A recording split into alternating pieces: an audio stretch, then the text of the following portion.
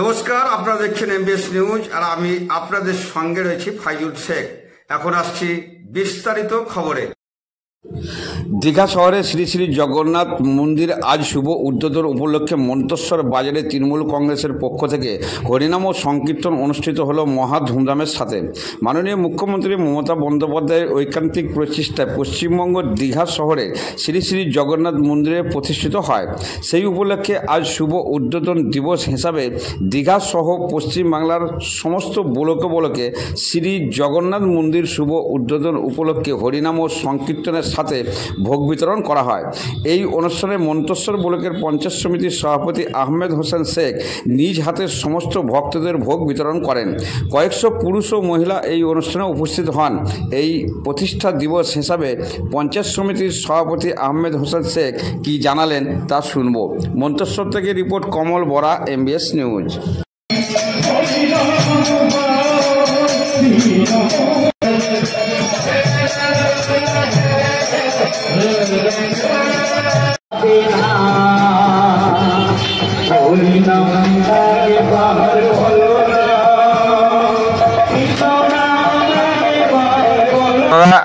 সকলেই জানেন আমাদের মাননীয় মুখ্যমন্ত্রী মমতা বন্দ্যোপাধ্যায় সর্বপ্রথম মা মাটি মানুষের যে সরকার আমাদের শিখিয়েছেন, তৃণমূল কংগ্রেসে যারা আমরা নেতৃত্ব আছি, কর্মী যারা আছি, তাদের শিখিয়েছেন যে ধর্ম যার যার, উৎসব সবার।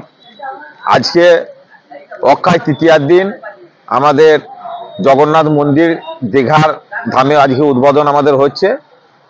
সেখানে আমাদের মাননীয় মুখ্যমন্ত্রী উপস্থিত আছেন।